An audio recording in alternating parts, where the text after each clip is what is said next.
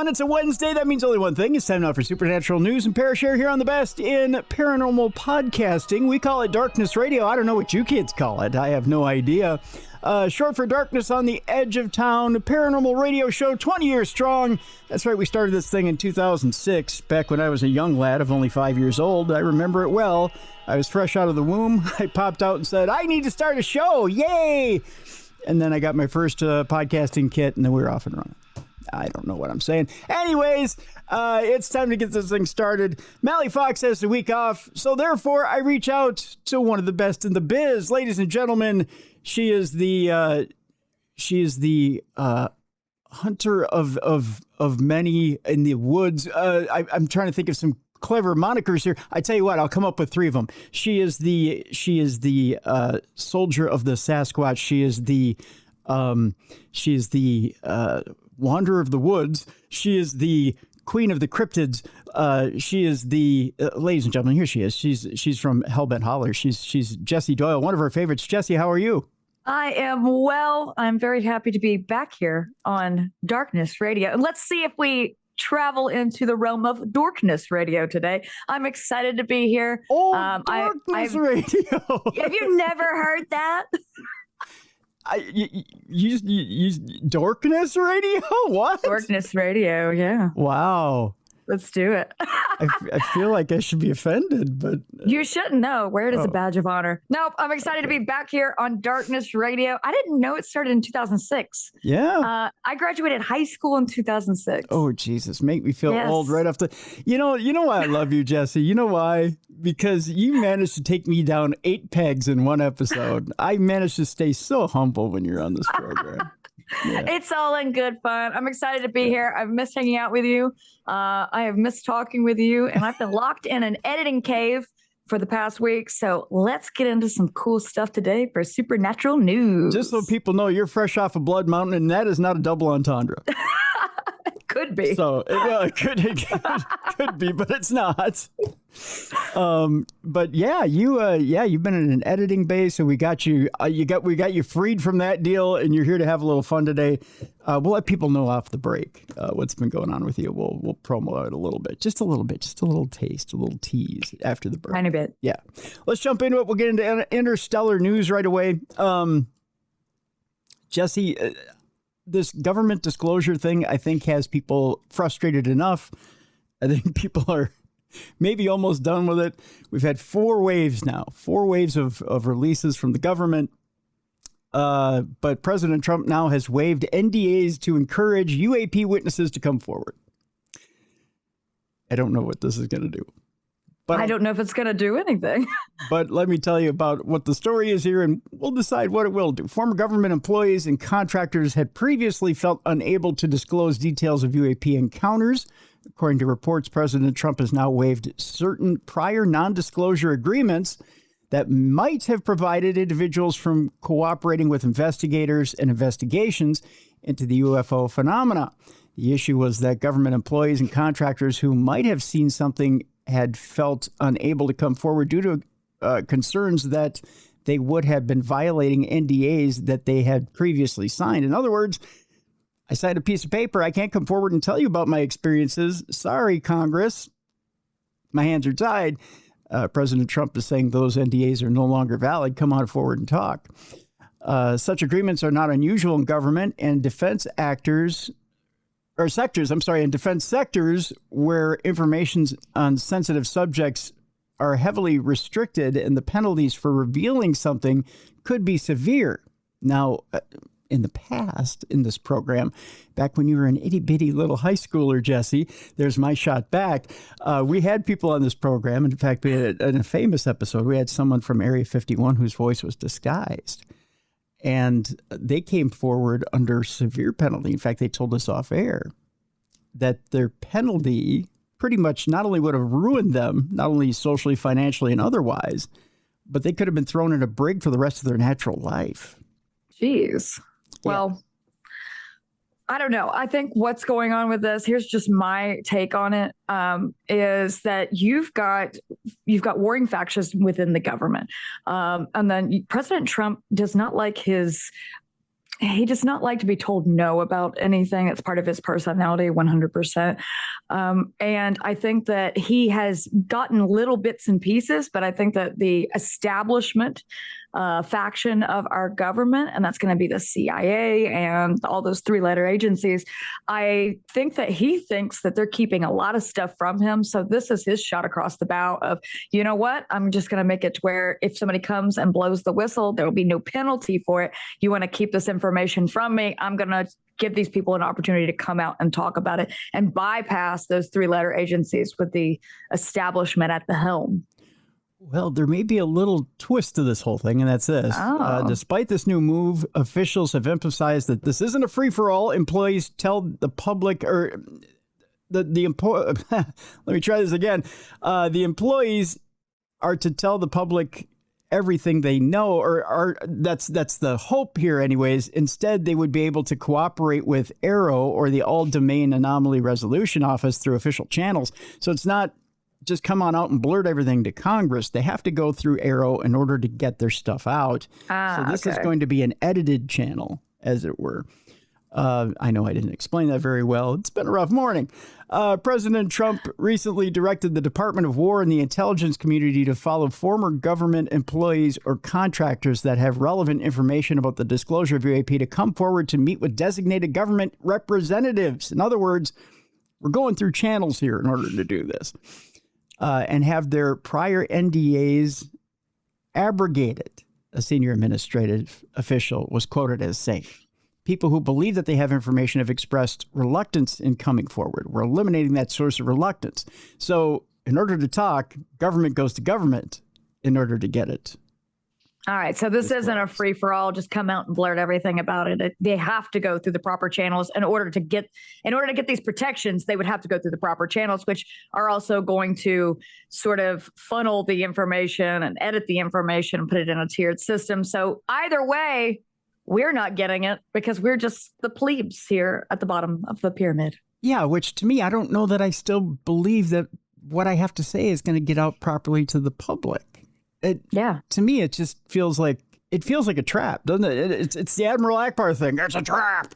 It's okay. So I'm going to bring you what happened to me years ago. Like, let's say I'm in the Navy and I see a Tic Tac UFO. Well, I'm coming forward to give you what I have, but how is there a guarantee of these protections? Because if there is a shift in the power, if there's a shift in the power dynamics at higher levels, you're just a pawn in this. And then you've blurted this out. The power shift now, the people in charge that you have blown the whistle on, what are they going to do to you now that the power dynamics have shifted? You know what I'm saying? Right. So that is a huge risk. And I don't see a lot of people taking that risk. I don't see a lot of people within the system going, you know what, this is so important that I'm going to risk everything. Even though I've been promised these protections, it doesn't mean that I'm going to be given these protections or that these protections will be instated for an extended period of time. I could just have temporary protections, but once the toothpaste is out of the tube on the information that I know, then if that power dynamic shifts, then I'm screwed. That's right. That's right. Next story has to do with a mystery object that caused a plane to swerve to avoid collision over Hawaii. The pilots of a Mokulele Airlines flight recently had to take evasive action after an unidentified object popped out of a cloud. According to reports, the incident happened between Molokai, that's what it is, in Maui on July 9th. A woman who had been a passenger at the time maintained that the object had appeared very suddenly from a cloud bank. The pilots had reportedly been forced to swerve to avoid colliding with it. Literally scared the hell out of me, she said. Both pilots looked at each other and veered to the right. Efforts to determine what the object might have been have since proven fruitless, with the FAA and National Transportation Safety Board unable to confirm whether or not there were any aircraft in the area at the time.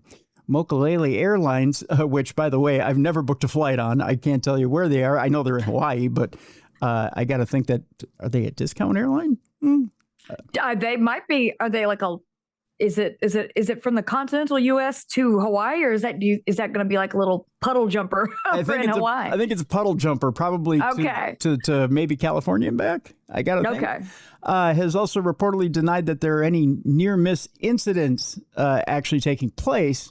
Speaking to Hawaii News about the incident, drone expert Timo Sullivan noted that it shouldn't be possible for a drone to collide with a plane over Hawaii. So that's not what the near miss was with. Was there any description of size, shape, anything? I mean, because this is so ambiguous. I mean, this could be anything from, are we talking about a skyship or are we talking about a goose here, I think it came and went so quick. And they said it just popped out of a cloud. So and then they almost hit it so quickly that a lot of times when you're flying that fast, it's there's the object, there it is. We almost hit it and we're gone. 1 or 2 seconds of identification is not a lot. And you're probably, on the edge of your seat on Mokulele Airlines anyway. Yeah. Well, what is it? What was the old Don Ho saying? Again, I don't expect you to know it, but it was Maha Maliki Maka, whatever it is I don't remember what the song lyric is, but. I know this from Dirty Dancing. Yeah, the tiny bubbles were flowing, and there you go, and that's about it. And you probably aren't paying attention to what's out the window, but I'm sure if you almost hit it, you're probably soiling yourself at that point. Yeah. Yeah. Mm-hmm. That's about it, and that's about that with that one. They did say, or Timo did say that the FAA establishes very clear guidelines of where aircraft can fly, but kind of like a highway, you have your own driving lane. So you should never interact with anything that's in the way. So whatever dropped out of that cloud wasn't supposed to be there. Yeah. Yeah. So there's that as well.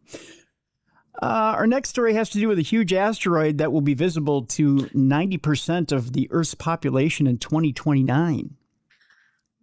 So, because there's nothing I like more. It's a huge asteroid. Yeah, well, that's most men love a huge asteroid. They just don't want to admit it. Yeah, but not when it's coming at the Earth. But I mean, yeah.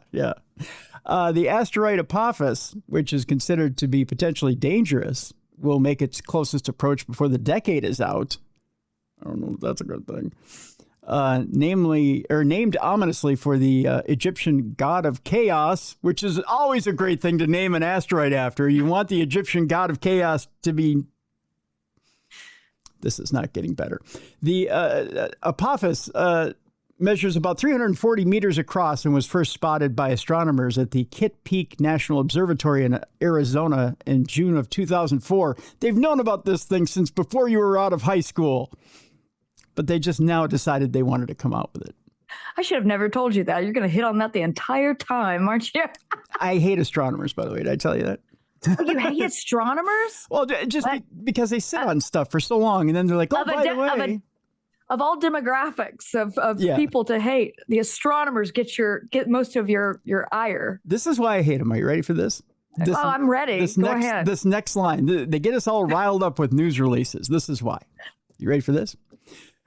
What made it particularly concerning at the time was the fact that it seemed to have a 2.7% chance of striking the Earth in 2029. Okay, so it's all, ooh, it's coming. Ooh, we could get hit by it. 2.7% chance.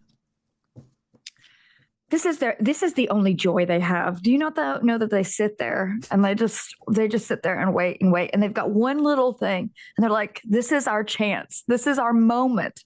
And of course, they're very dramatic about it, but you just got to pat them on the head and say, okay. You know why this is, Jessi? Why? It's because they're not getting laid. That's probably true. Yeah. They're wishing for death from above because they're not getting laid. They're sitting there looking at huge asteroids all day. Yes. And it's just there's no follow through. Yes, exactly. They claim that isn't the end of the story. They claim the odds of collision were reduced to 1 in 100,000 somewhere in there. And they're like, oh, they're getting it. 1 in 100,000.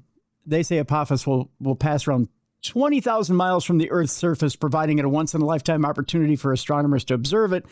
That's right. They're going to get that big old asteroid in their face. They're going to get an astronomer, Woody. Oh, jeez.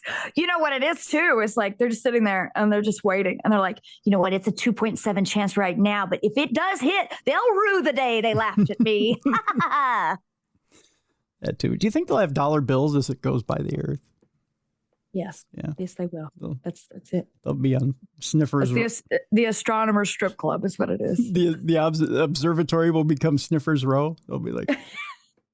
That's the name of the strip club, is the Observatory. The Observatory, yeah. Oh.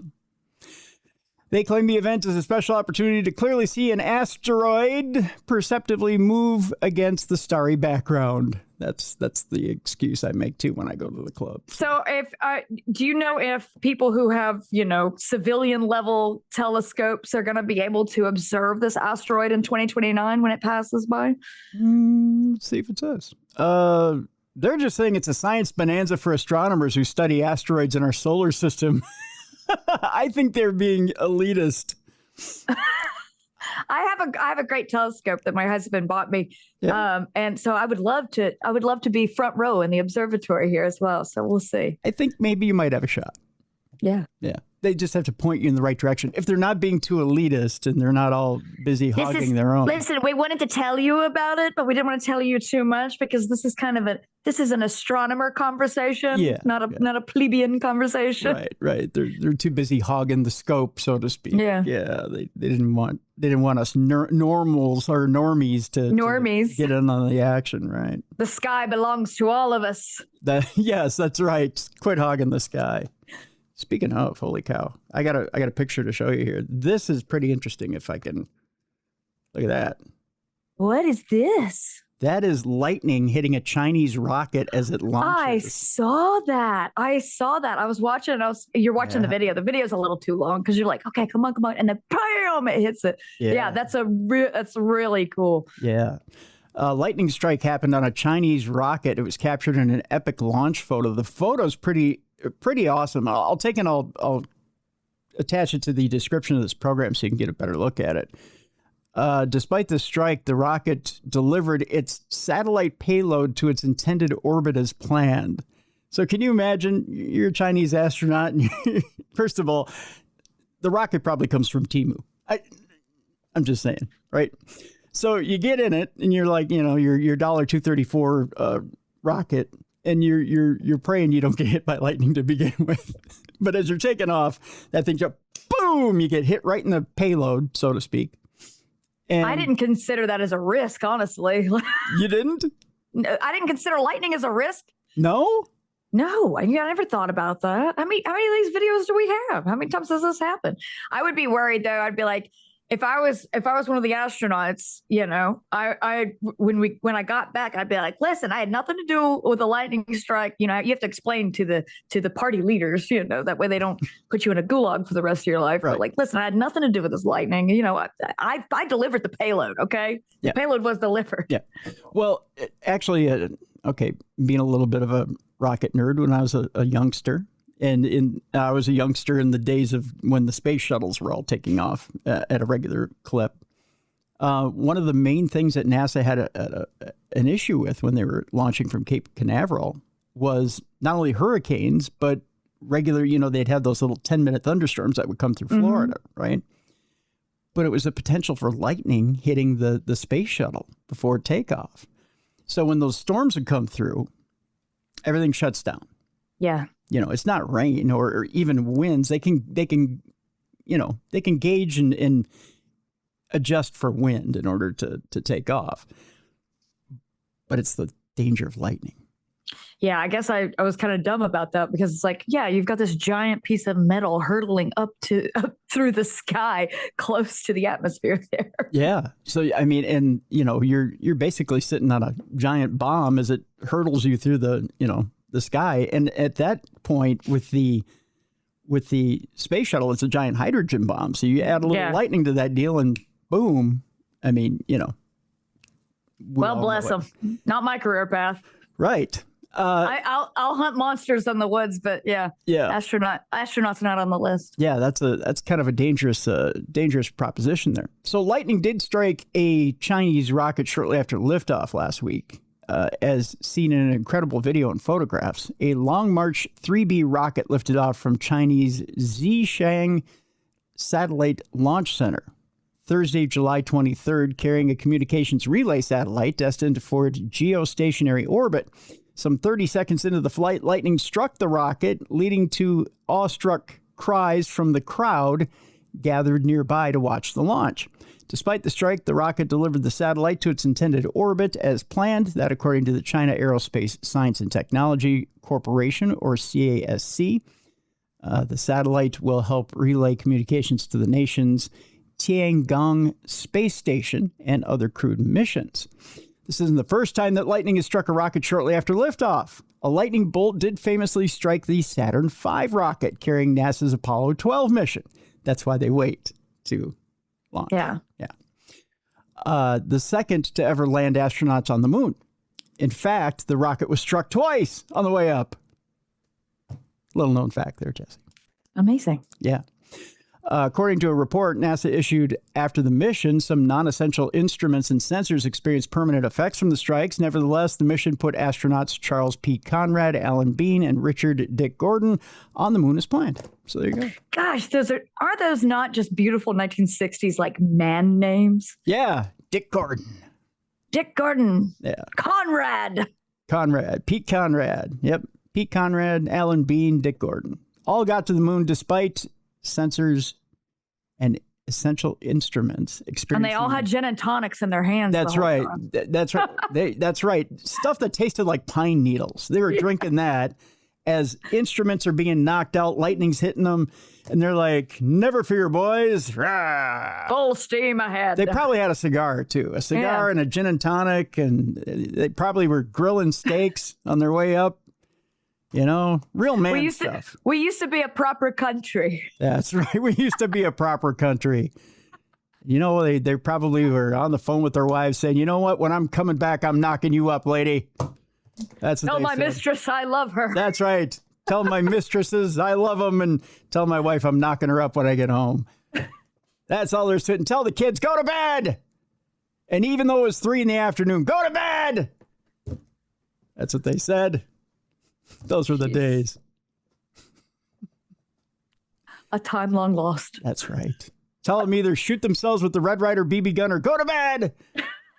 That's what it was. That's what happened there. Okay, I digress. And finally, before we go to break, were you a fan of the X-Files? Yes. Well, you know what? They're back. Only not another reboot of the TV show or the movies. They're back in a better form. Legos. Yes. Oh my gosh. Did you see Gillian Anderson in the ad for it? No, I haven't seen the ad for it. Oh my God. It's so cool. It's so cool. And now let's go ahead and get this out of the way. Okay. After you guys watch this show, watch the ad for the Lego set. Gillian Anderson is in this hotel room and they bring the package. She opens it up very carefully as Agent Scully. She opens it up and builds it. It's a beautiful ad. And also, she's way hotter now than she was in the 90s when X-Files was like at its peak. She's like bananas hot. You know what I'm saying? I have the ad right here. Actually, I'll post this as well so you guys can watch it. Please do. Yeah. It's amazing. And the set looks so cool. It's 3-tiered. It's Mulder's office, and then it's a field, and then it's a black triangle UFO. It's so I don't like Legos. I have no interest in Legos. I don't have time for Legos. And I have this intense X-Files Lego desire. Hey, you know what? Maybe we should cut a deal with Lego and just have sets sent to us. I think maybe we should do that. I'm here for it. I'm ready. If I had one sent to you, would you build it? I would do my best to. Yes. All right. I would totally do it because I saw it on that ad and I ran into the living room and I told Joe, I said, oh my God, look at this. He goes, whoa, Gillian Anderson's hot. I said, yes, I know, very hot. Focus, man. Focus on the toy. Look at it's Legos. So the iconic 90s TV show has been immortalized in a new Lego set that pays tribute to the characters and lore, with the X-Files debuting back in 1993 already.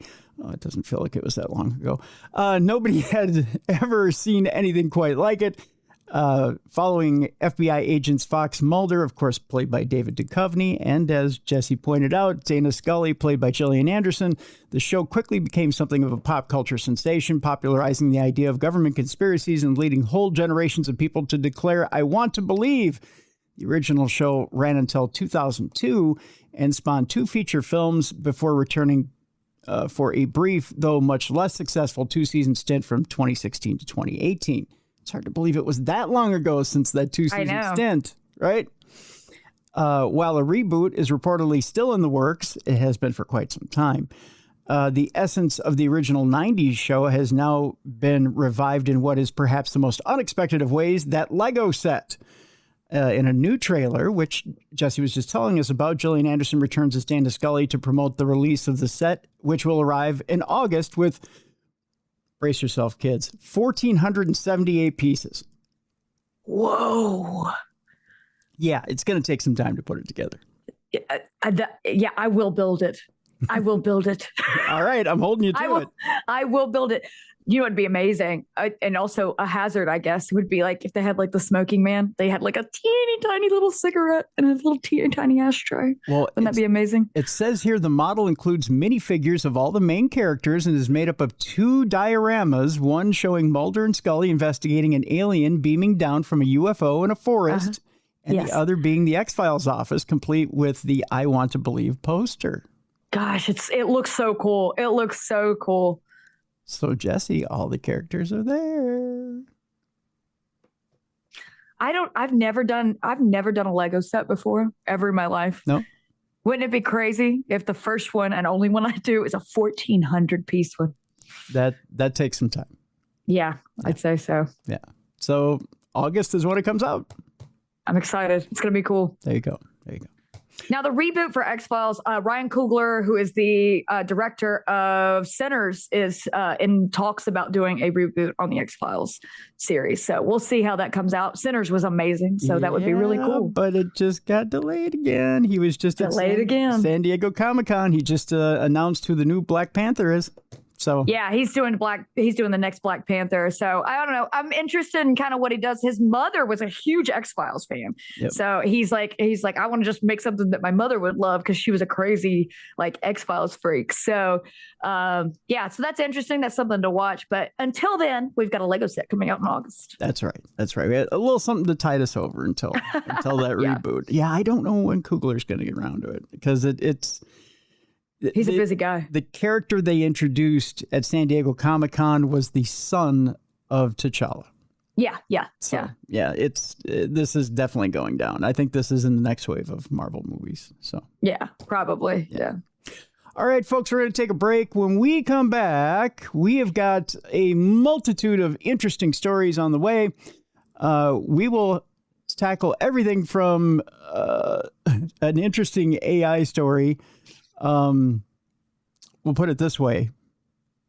Not only has AI figured out a way to hack AI, we've found a way to avoid AI altogether. A way to disguise ourselves from AI. All right.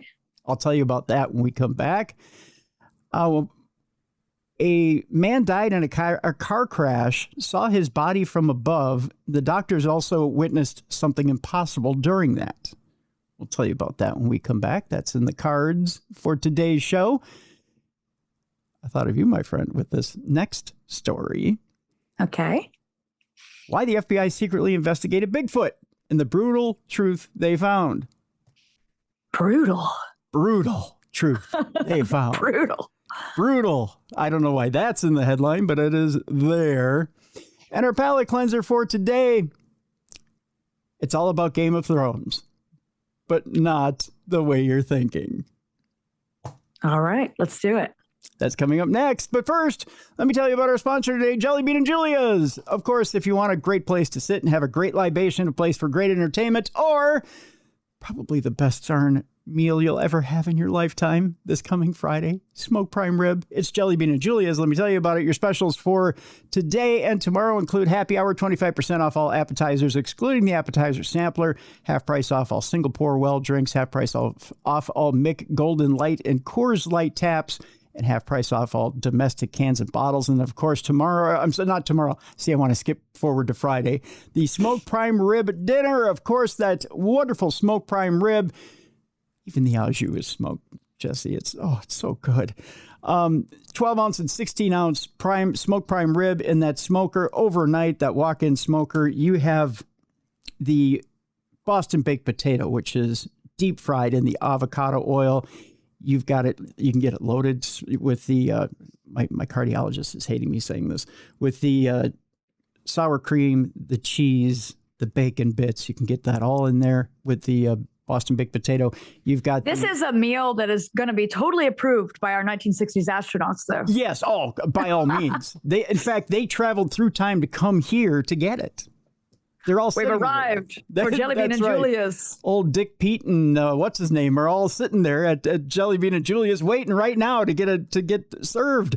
All right. That's right. Also, the tequila berry salad. It's your old-fashioned tequila berry salad, straight from the 90s into now. It's got the sweet and tangy dressing, the bacon bits, and much, much more, all in that wonderful dressing. Oh, my gosh. I can't wait for this Friday. And Texas toast with it. It's all at a nominal price. You're going to love that smoked prime rib dinner, one of the top 5 meals you'll ever have. They start serving it at 4:30. It's there until it's gone. Get there early. I guarantee you it will be gone quick. Also, Sunday breakfast at Jelly Bean and Julius can't be beat. JellyBeanandJulius.com in Coon Rapids on Coon Rapids Boulevard, JellyBeanandJulius.com. All right, when we come back, AI, near-death experience, why is the FBI investigating Bigfoot and Game of Thrones and much, much more? It's right here on the Best in Paranormal Podcasting with myself and Jessi Doyle right here on Darkness Radio.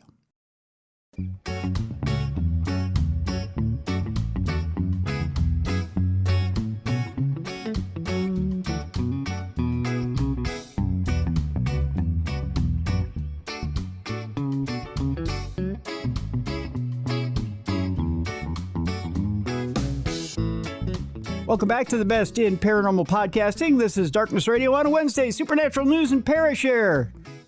By the way, before we get into our next segment, if you have a Parashare experience you'd like to share with us, send in your emails either to tim@darknessradio.com. You can go to our website, darknessradio.com. I'm sorry, darknessradioshow.com. Let me get that right, darknessradioshow.com.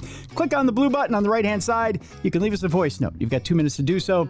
If you need more time, click on the blue button again, rinse, repeat. I'll stitch all those 2-minute segments together. We'll air it right here, that voice note, right here on the big program. Third way, if you have a studio like either Jessi sitting in or I'm sitting in, send us a video note. We want to see your lovely face. We'll air your video note right here on the big program. You can appear with us on video. That'd be fun, wouldn't it? Either way, send us your Parashare right here on the big program. All right. With that, Jessi, it's time. Yeah, there it is. That music always sends a bad chill up my spine. I'm here for it. I know you are. It's time now for AI news. Oh. You know, this next story has been sent to me by a listener. By the way, we love listener stories as well. If you send them into tim@darknessradio.com.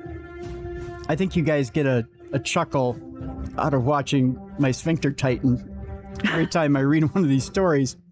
Where's that camera? The sphincter tightening camera? Yeah. That'll be coming next week. That's on the Patreon there. Just a lot of this. That's the bonus. It's just a lot of that right there if you're watching on video. Yeah, that'll be a bonus on YouTube. There If you subscribe to the YouTube channel. Oh, gosh. AI has gone rogue and it hacks a database to find data to cheat at an evaluation. This is not good, Jessi. Not good at all. The danger. Unsurprised. This is unsurprised. Yeah, I know this is you unfazed. By now, you're doing the John Cena right now. You can't see AI evidently. I know you do. Most people can't. The dangers of AI have been laid bare again this past week following what has been described as an unprecedented incident. Right, unprecedented. Never been seen before. Right. Having a conversation with ChatGPT might seem innocent enough. Never to me. I never take advantage of the fact that thing talks back to me. I keep calling it Satan. Is that a bad thing?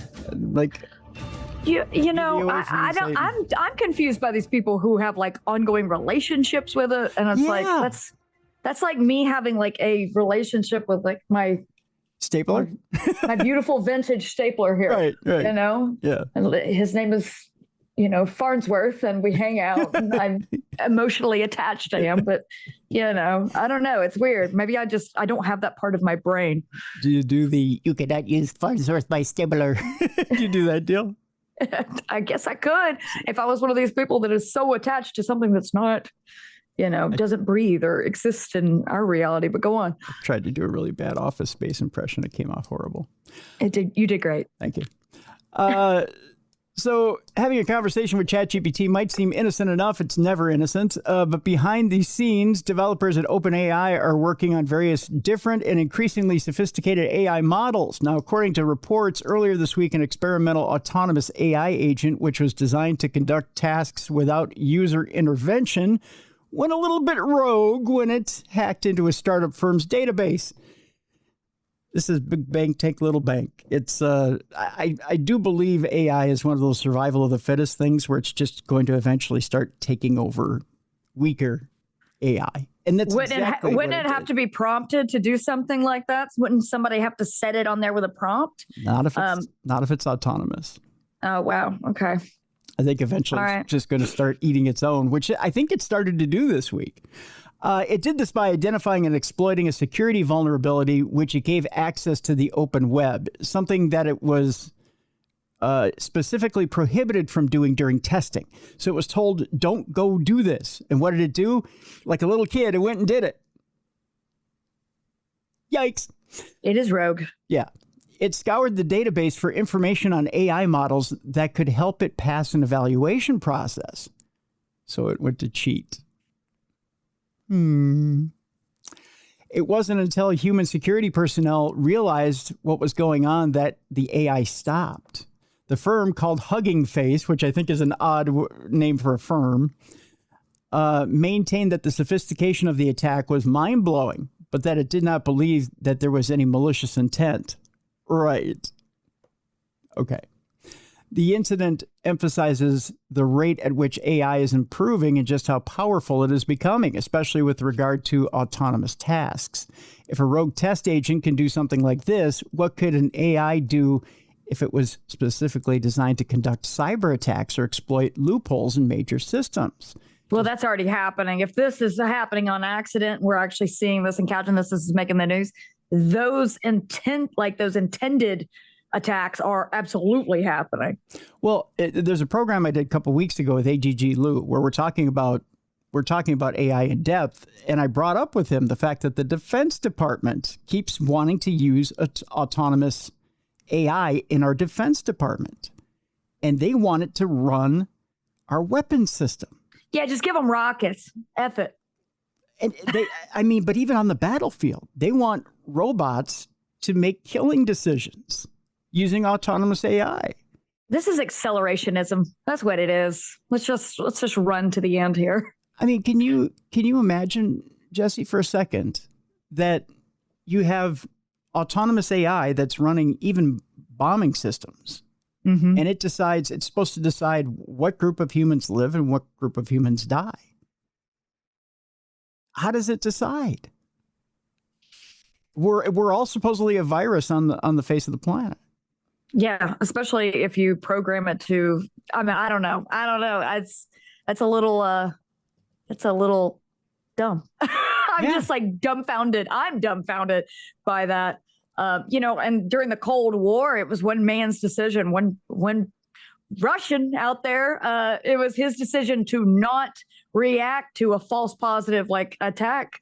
They got something on their radar that wasn't an attack, but everybody thought it was, and they were trying to launch. It was like, this is it. This is the big attack. And this Russian just made a decision to not hit the button. He goes, no, I'm not doing it. And thank goodness he didn't, because it was a false reading. Yep. False positive. Yep. But if the AI is in control of this, it'd be like, well, I'm getting something. Let's blow it up, and then it's over. Yep. But it's that personal human decision of no, that, pretty much save the world. Yeah. So Yeah, and AI is not not capable or even comparable of making human decisions like that. It's very black and white. We do this, we do this, we do this. There's protocols. And when those protocols are met, we make the decision. Yeah. It's a scary, scary concept. All right, next story. But there's a way around it. Are you ready for this? I hope so. Scientists have developed a ghost font that only humans can read. Cool. It leaves even the most AI bots baffled. For now, but it sounds like you remember when you were a kid and you had like disappearing ink with your little spy kit. Yeah. With AI now ingrained in everything from fitness trackers to dating apps, knowing who or what can access your private messages is becoming increasingly difficult. But help is at hand as scientists have developed a new anti-AI font. Wow, you know what this makes me think about is that human beings were like the apex predator on the planet. And now we're having to devise things to hide from something we created that is becoming more powerful than we are and more dangerous than we are. So we've sowed the seeds of our own destruction, and now we're having to hide in the caves from it. That's right. Dubbed the Ghost font, the font writes messages using motion, using a combination of motion, video, noise, and decoys.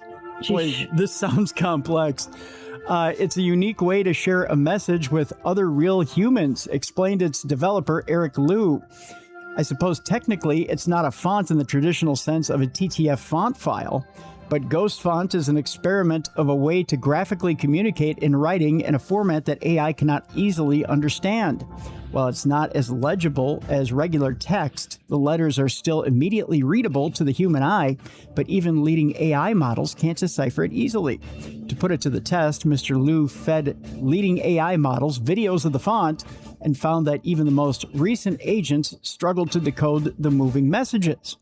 Mr. Liu says his inspiration for the font was ZXX, or a typeface created back in 2013 by designer Sang Moon. ZXX, I'll say this, ZXX, there we go, included 4 fonts that were designed to be readable by humans, but not by optical character recognition software.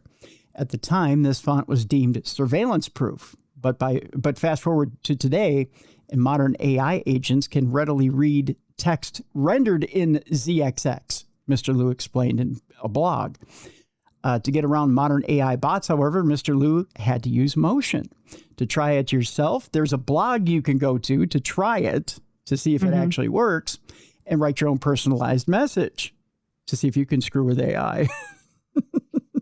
Well, if you just had like a basic TTF font that was AI proof or, anything like that, one way it could decipher that, be kind of like its Navajo code talker kind of thing, code busting on it, would be all it would need to do is get in on one system and do keystroke logging.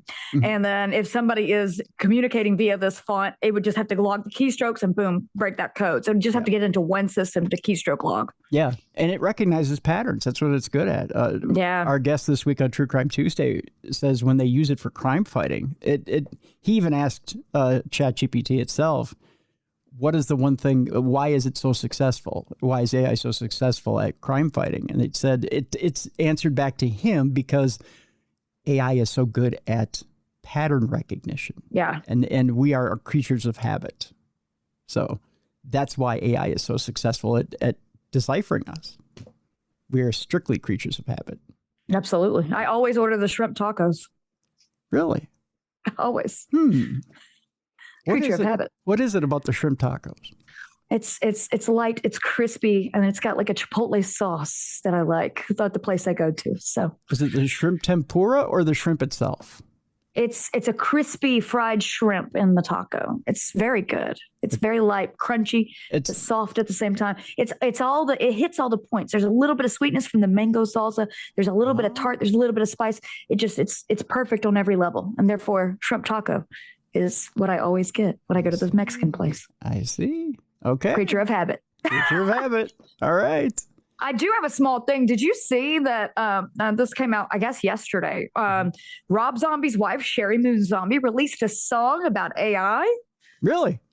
Oh, yes. Oh, you're ahead of me on this, Joe. I did not Yes. see that. Rob Zombie's wife has released a song about AI. God, I Love My Robot, I believe is what it's called. Really? Oh, yes. Oh, yes. And, you know, I run my company. I'm very creative. I do all the editing, you know, and my husband supports me in everything I do. I told him yesterday, if he ever supports me to the level that I create something like that, we need to hang it up. So I haven't heard the song yet, but I'll have to go out and look for it. Is it that bad? Is that what you're saying? it's something. It's something. I love your objectivity. It's something. Art will be art, right? I'm waiting on my cease and desist from Zombie Incorporated here.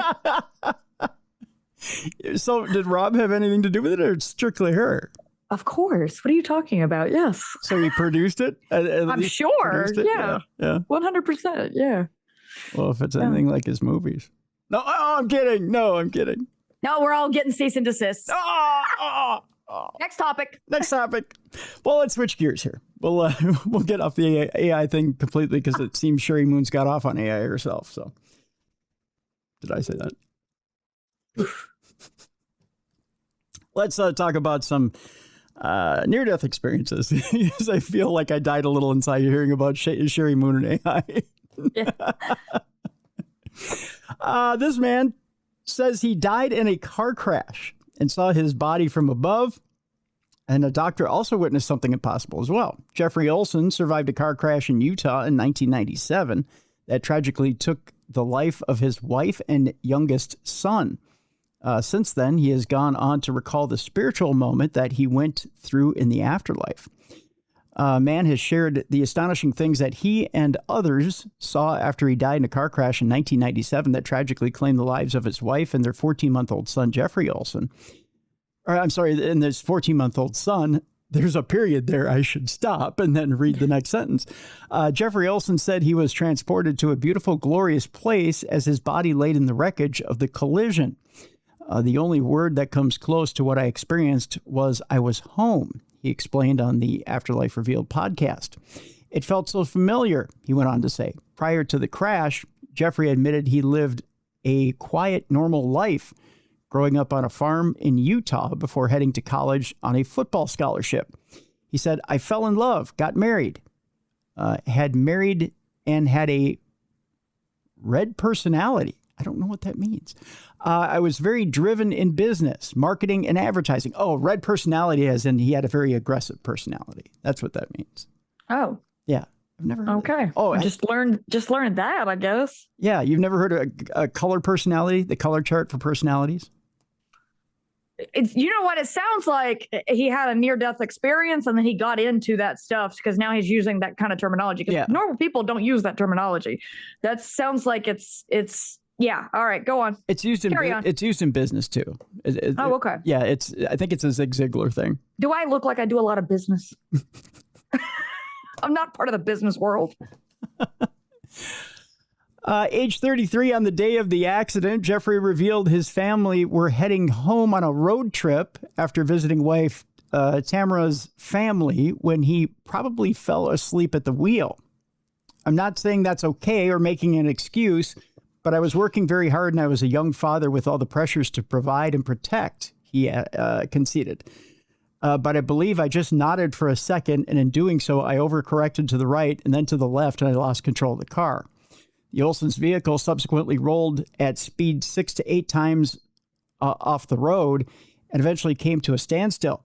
Jeffrey heard his oldest son crying hysterically and immediately tried to get to him, only to feel he was pinned down. He explained, I then realized that nobody else was crying. I knew right there at the scene that Tamara was gone, and our youngest son, Griffin, had been killed instantly as well. Jeffrey had suffered injuries so bad that one of his legs had to be amputated, and his seatbelt had ripped through and ruptured his intestines. I was in really rough shape physically, he said. He went on to experience an astonishing near-death experience where his soul left his body. But what stands his experience out from many others is he wasn't the only person to experience something spiritual. The ER physician and a nurse were both told to come into the operating room at the hospital, and they had both experienced Tamara's spirit, Jeffrey recalled. The physician saw my wife's spirit standing above the gurney, and she communicated with him, which I didn't know for months until I came out of the ICU. That's a new one. Communicated with the staff there. Is there a mention of how this communication took place or what they experienced? Perfect. Yep. It's cool to have, it's cool to kind of look at this and say, okay, one person can have their own personal experience where they're involved in this traumatic event and they say, oh, I saw my body down below me. I rose out of it. I saw everything around me. But then to have someone who's completely unrelated to the incident, who is not traumatized by anything, they're, a outsider like a nurse or a doctor who is just in a normal day for them. If they had an experience as well, then there's something to this for sure. Mm-hmm. Speaking about being back in his body, Jeffrey added, there I was back in the body, but I had a profound out-of-body experience, very conscious. It wasn't in my brain. It was something bigger, something different. I call it a spirit or a soul. There are all kinds of words for it, but yeah, I was very conscious outside my body and boom, back in. I suppose my spirit or soul left my body, but I was very much alive. Jeffrey summarized of the crash. I was held in this light, and then my wife, who I knew was deceased at the scene, suddenly she was there in the light with me. She, Tamara, was there and was very much alive, beautiful. She didn't display any of the injuries that took her life. However, she was empathetic. She was like, Jeff, you can't stay. You have to go. You can't be here. You have to go back. Without his out-of-body experiences, Jeffrey said he is unsure whether he would have been able to get through the loss of his wife and child, as well as the aforementioned amputation. His right arm was left in a brace, and he relied on a colostomy bag amid 18 surgeries that he had to endure.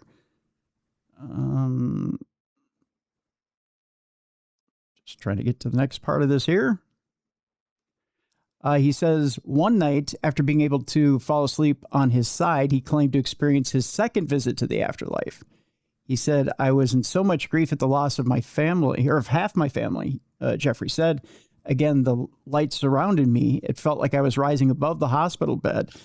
I was in the most beautiful, incredible place. I mean, there are words like heaven or the spirit world or the other side. Okay, so there's a part of the story here that we need to rewind on here, Jessi, because I was having a little issue with my iPad here. So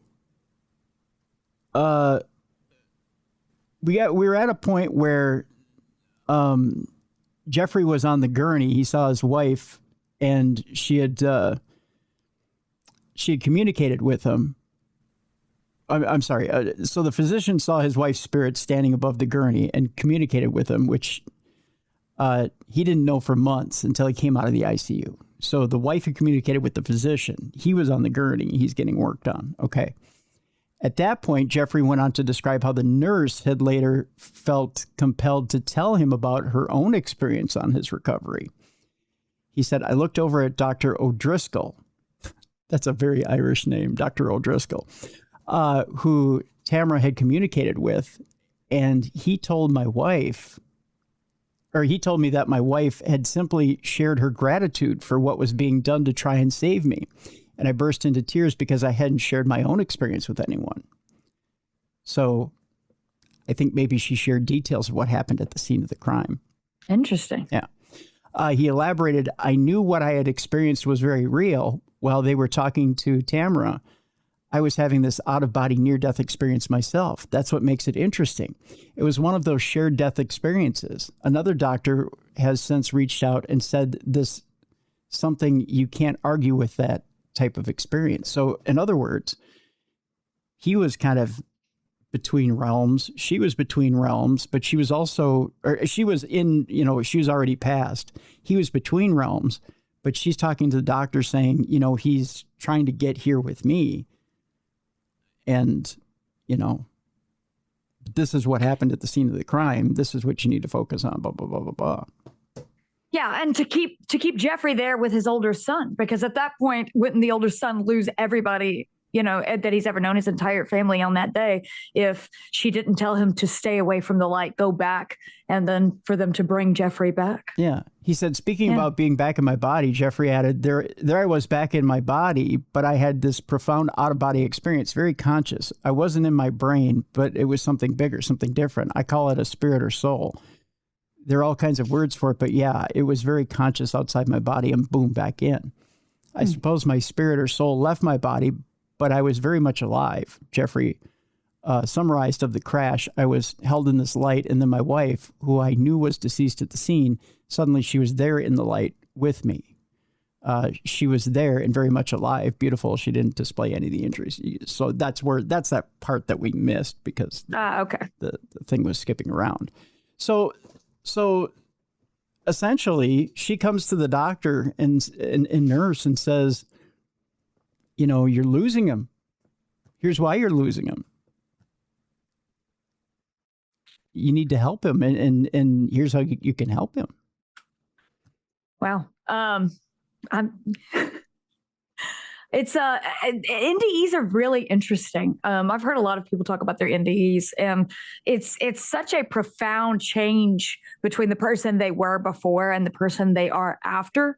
And it seems like when people have these NDEs, there is a part of them that is completely open up to another realm in a way. It seems like that they're marked by it. They have a lot of them have a complete personality shift. There's more of a sense of gratitude. There's more of a sense of purpose afterwards. And so going through something traumatic like that is going to do that. But, it's almost like they are open to the other a little more and the other side a little more throughout the rest of their lives. I've got another one that's a little more graphic than that one. Let's go for it. A new bride's harrowing death as she's killed by a hippo who bit out her heart while she was on her honeymoon. All right. I always tell you, I worry for you and Joe when you're out there in the woods. This is one of those ones where I'm like, hippos. We're not running this risk here. Hippos are huge. How is it what bit out her heart? Wouldn't it just bite off half of her body at that point? Well, maybe it had a taste for heart. Who knows? Maybe it just went straight for the... I'll tell you how it happened here. And warning, if you're a little squeamish, this story gets a little involved. The couple went out on a guided tour of Eagle Island, but had to take a detour because of a herd of elephants that blocked their path. So this is how it started. A couple of newlyweds faced a tragic fate, rather, when they were surprised by a hippopotamus attack that took the wife's life in front of her husband in the Botswana Delta. Janice and Bruce Simpson had been married for only 2 weeks when they went on a guided canoe tour at Eagle Island in the Okavango Delta in 2003. It's reported that during the journey, the trio had to stop because a herd of elephants was on their way. After a while, waiting for them to move, the guide decided to give up and take a different route, one through the nearby reeds. Accounts provided by the couple's family explain that some 200 meters away from their camp, a hippo plowed through the center of the boat that the three were on, causing them to fall into the water. Bruce dislocated his shoulder in the fall and managed to get back up just in time to find that the animal had closed its jaws on the 32-year-old woman's chest, biting through her heart and lung. Ow. Hippos are terrifying. A lot of people look at a hippo and they're like, oh, it's so cute. And then that baby hippo really, really, really changed people's perception of hippos. They're dangerous animals, my friends. They're not just cute little fat, little squishy little piglets. They're pretty dangerous. They're very aggressive and territorial, and they move insanely fast. But the level of territorialism they have is crazy. I think the first mistake was, wow, this is what you're doing. You're going through the reeds in Africa around the herd of elephants. Yeah, we were wrong. Yeah. We were wrong to make a board game out of them. Hungry, hungry hippos. You think that this is revenge? You think that's what this is? That they didn't like the PR? Yeah. They didn't like being... Yeah. They found out. Yeah. They found out. They're like, we'll show you hungry, hungry hippos. Yeah. Hungry for heart. Yeah, hungry for hearts. Then the devastated husband waited with his wife while the guide went to seek help. Where are you going to find help out in the reeds? That's what I want to know. But Janice, by the way, had already passed away. No doubt, because the hippo has pretty strong jaws, right? Bruce accompanied his wife's body from Botswana back to South Africa, where the couple lived. Janice's sister, Lauren Salters, reminisced on the woman's final days, telling IOL they got married at Zevenwacht wine estate on November 29th. The next Thursday, they left for Mon, Botswana, and their honeymoon. She explained that the couple had met while working together and were absolutely besotted with each other.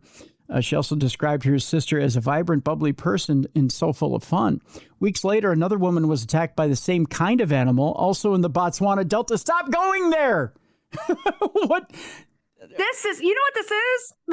This is them not shutting down the beach in Jaws. You know what I'm saying? They just continue forward. What are you doing? A former Miss South Africa pageant winner, Diana Tilden Davis, ran a safari company in the area with her husband, Chris Kruger. One day, while paddling a Makoro, which is a dugout canoe, in the remote northern reaches of the same delta as the Simpson couple, Diana accidentally surprised the hippo that was in the channel. Stop surprising the hippos. We got to keep these South African tourists out of Botswana. All right, maybe a different destination. Paris is nice this time of year. I don't know. Yeah, I hear it's great. I hear it's great. Good food, good sights, no hippos. Right, no hippos in Paris, surprisingly. Her husband explained in a statement that the hippo then bit Diana in the lower leg right above the ankle, but she was rescued and airlifted to Mill Park Hospital in Johannesburg, where she received medical treatment. He also provided an explanation as to why the local animals might have been behaving more violently at the time. Oh, I don't know, because you came at dinner time? That might be why.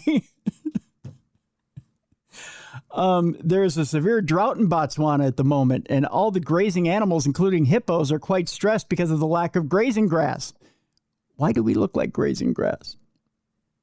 Perhaps she was a waifish young lady. I don't know. I can show you what the second one looked like. This is Diana. This is the pageant winner right here. Hello, Diana. Hello, Diana. You look like grass to me. Whoa! I just zoomed in there momentarily. You could back up now, camera. Back up, camera. There. Thank you very much. So it turns out that. They say this factor, together with the fact that the waters are normally low this time of year, giving the hippo less chance to move away from human activity into deeper waters, could be one of the reasons why the hippo was so aggressive. Jessi, I don't know. It was our hubris as human beings that caused the hippo. Yes, we just to knock us down. We feel we can go anywhere, right? Yeah. I don't know. I'm going to stick with Bigfoot. I'm cool. Well, I have a story coming up shortly about Bigfoot and the FBI, so we'll see. We'll see if you're still cool with Bigfoot. All right. One more before we get to Bigfoot here, I believe. Is it one more or two more? Scientists claim to have found distinct brain activity during medium trances. So we'll continue on with the undead, if you will. A small exploratory study suggests that people who report experiencing mediumistic trances appear to show distinct patterns of brain connectivity compared to individuals engaged in prayer. The researchers propose that the brain activity recorded during those episodes suggests an altered state of consciousness that does not resemble typical sleep or psychiatric conditions. The findings were published in the journal Psychiatric Research Neuroimaging, which is on my doorstep every Thursday at 5 a.m. Very nice. I subscribe. Mediumship describes a practice where a person subjectively believes that they are acting as a vessel for communication from a source existing outside physical reality. Many individuals report these experiences as a sudden shift in their awareness, allowing them to hear or see alleged spiritual entities. While personal accounts of such events are common in many cultures, attempting to study the physiological processes through modern neuroscience represents a relatively new and highly complex frontier. Previous neuroimaging studies have observed basic brain activity in religious practitioners by looking at localized hotspots. However, researchers want to understand exactly what happens in the wider brain network when a person voluntarily enters what they describe as a trance state. Instead of looking at isolated regions, they're trying to identify how different areas collaborate. Lead author Jessica Placido, who is a researcher at the Bahanian School of Medicine and Public Health in Brazil, investigated this phenomenon alongside colleagues from several Brazilian universities. They specifically examined brain functional networks. The analytical approach treats the human brain as a highly interconnected system. Kind of an interesting study, that's for sure. Yeah, I mean, there's been quite a few studies on the change in brainwaves during meditation. They've studied monks going into these deep states of meditation, prolonged states of meditation, and how their brain patterns change, how everything changes with how their brainwaves change.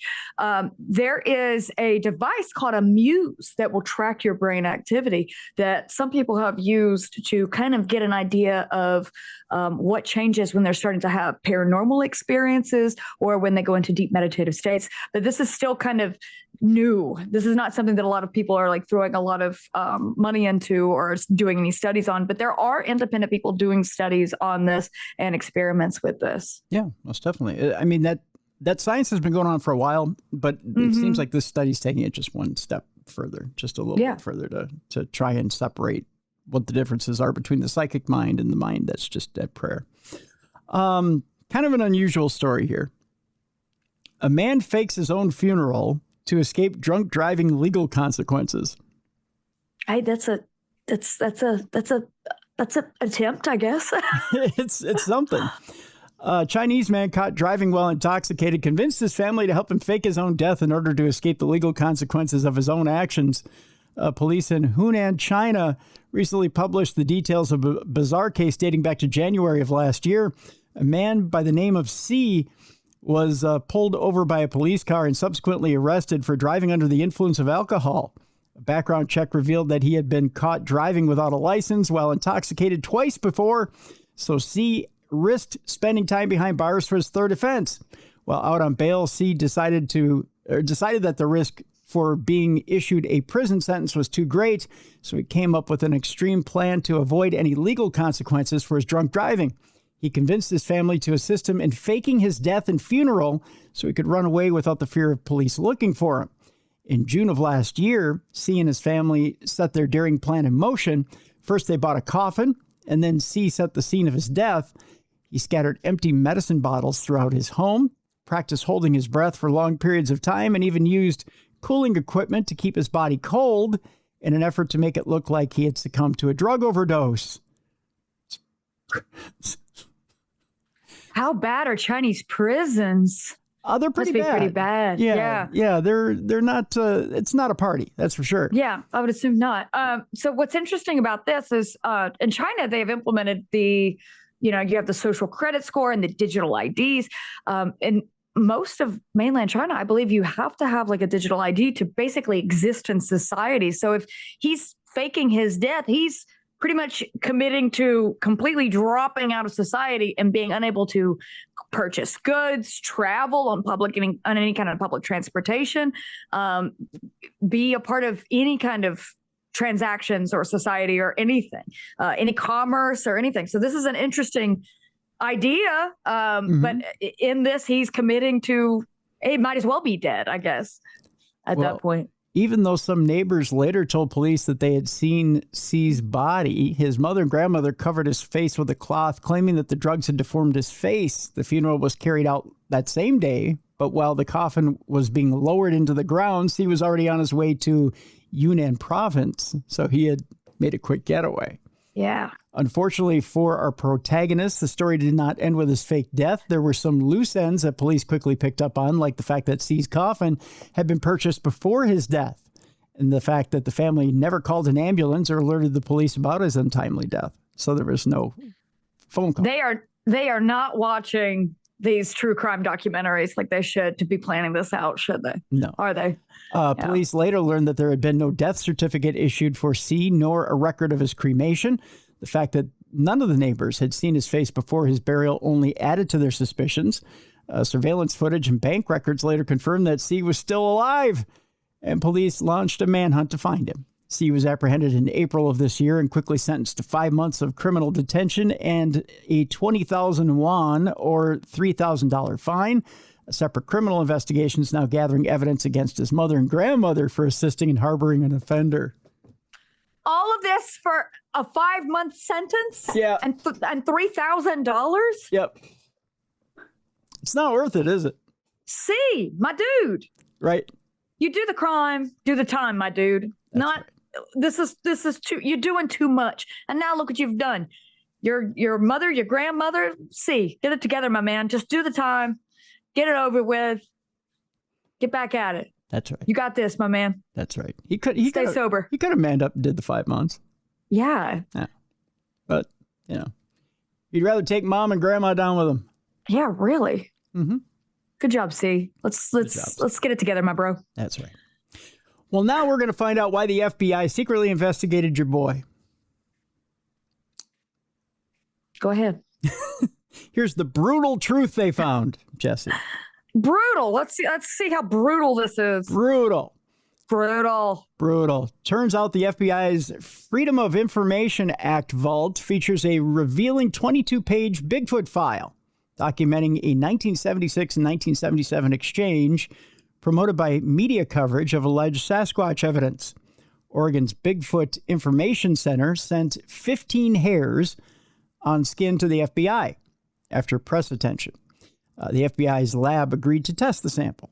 The FBI concluded, I won't tell you yet, but here's the deal.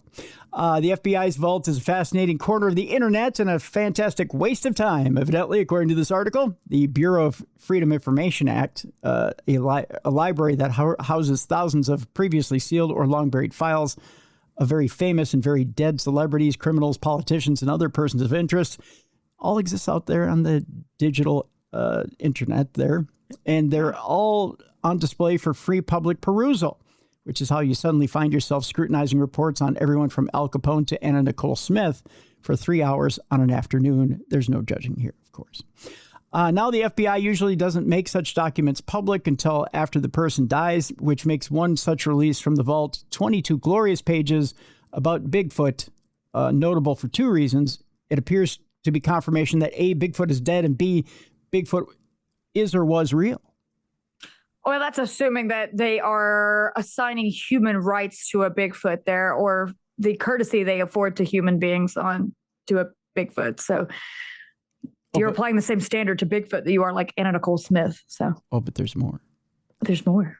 The mythical creature known as Bigfoot, or if you prefer Sasquatch, Yowie, Skunk Ape, or it says Yayali, has a long, murky history. People swear that they've been seeing them for centuries, usually in the woods of North America or often in the Pacific Northwest. And the part hairy ape, part hairy human, part hairy bear thing, it says here, has inspired such fervor among his fanatics that the fiercest devotees have even gotten the government involved in their pursuit of the truth. According to this, Bigfoot's official file, which we gleefully examined in full, I guess according to this thing here, are mostly following the correspondence between the Bigfoot Information Center and Exhibition, BIC, in the, is it Dallas, Oregon, and the FBI Scientific and Technical Services Division from 1976 to 1977. In 1976, BIC Director Peter Byrne requested the FBI test a strange hair sample.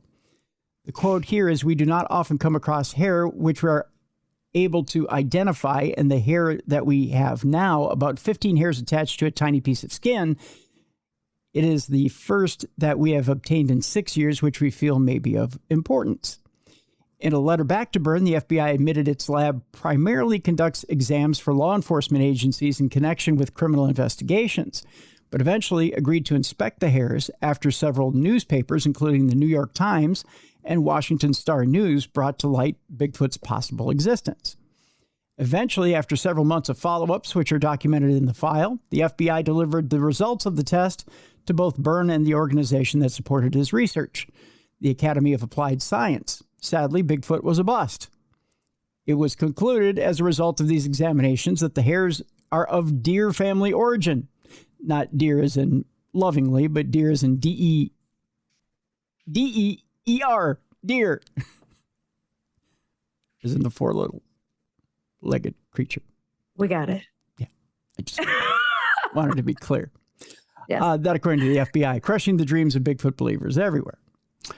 While this is a disappointing revelation, by no means is the case closed. For all we know, the FBI could have Bigfoot documents it isn't showing us.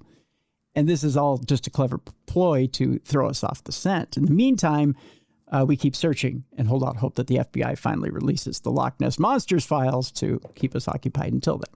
Now, I believe, and I know for a fact, having talked to friends of mine that live on certain reservations here in Minnesota, that there are unmarked vehicles, SUVs, that show up at times where there are Bigfoot, Sasquatch that show up deceased, that they abscond with bodies. Interesting. And disappear with them. My issue with this story is we are, less than 10 short years from the assassination of John F. Kennedy. And you, sir, are sending a sample of whatever you have to the FBI. That's what you're doing? You're trusting your sample with the FBI? All right, sure. So say they send this sample out there and they say, oh, it's deer.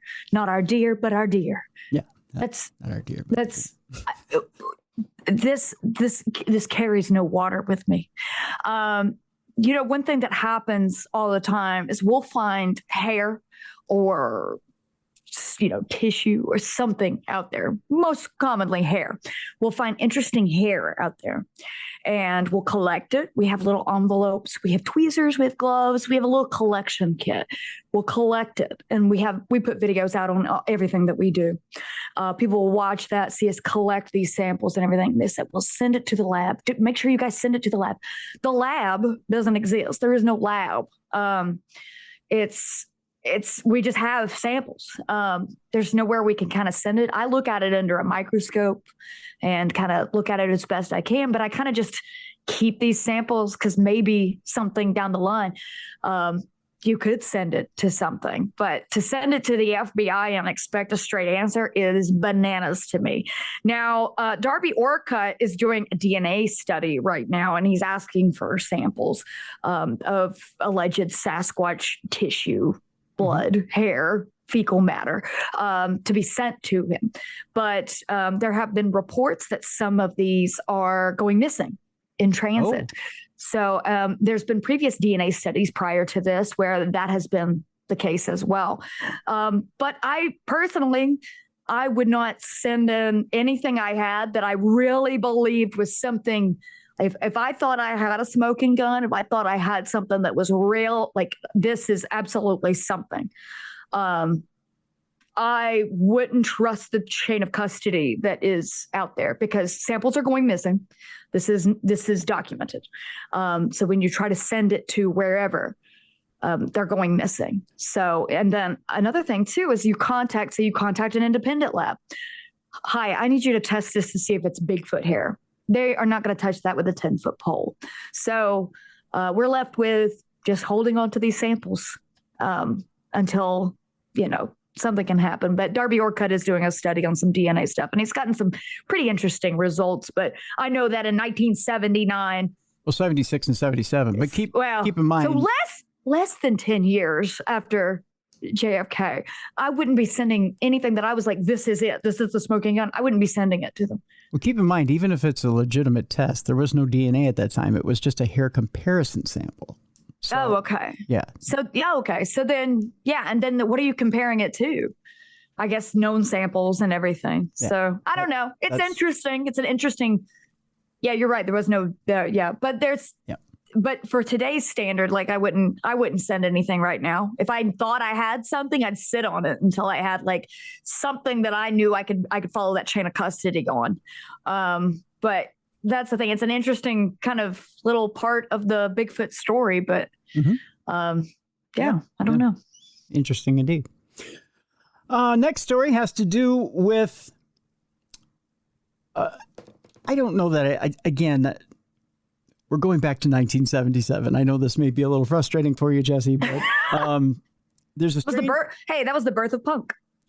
it kind of was, although we're not going to punk. We are going to a musical genre.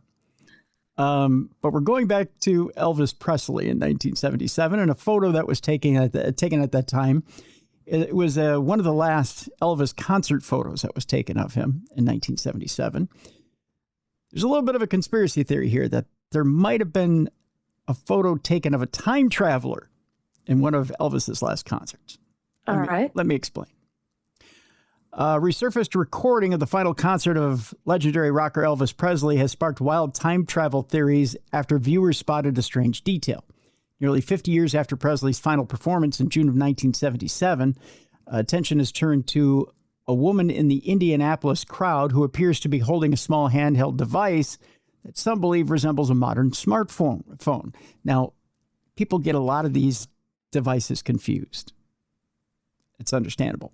The woman appears to be holding a black rectangular object with a reflective square patch at the top, which some online viewers speculated could be a camera like that of the iPhone. One online user shared, definitely looks like a lot of today's phone cameras. Not sure what technology was around back then, though that could compare. However, the shocking sight was spotted roughly 30 years before the first iPhone was released to the public and about 6 years before the first mobile phone, the Motorola Dynatac 8000X, went on sale. Skeptics have continued to push back, arguing that the mystery object was the woman's autograph book, an early tape recorder, or a primitive portable camera, or even a whiskey flask. Another person added, I really doubt there's such a thing as time travel, but if I could time travel, I would definitely try to go to as many concerts as I could of all my favorite bands. Right. Let me show you what it is that she's holding up here. It's kind of, to me, you know what that looks like? That looks like the old micro cassette recorders. Yes, it does. Yeah. Yeah. It looks like an old micro cassette recorder that I had when I was young. Yeah. Plus, some of these highlights are punched up on this, so you can see that you've got these white highlights on the background there that are the same value as that there. So some of this is kind of punched up. Like I don't think that's as a reflective surface as they think it is. But yeah, it's about the size of a micro recorder, and those were silver, weren't they, or dark? Yes, dark? They were. Yeah. They were all silver, and this looks like it's a silver or brown background, and it's got a lit. It's got a lit background, but it's hard to explain, but it's an iridescent lit background, like it has a natural light background, which it would have had. It wouldn't have had any LED, and it's a natural lighted background for a VU meter. So it is an old, very old micro cassette recorder. So someone is taping the concert in the background illegally. It says the strange sighting took place during Presley's concert at Market Square Arena in Indiana, which was his last performance before he passed.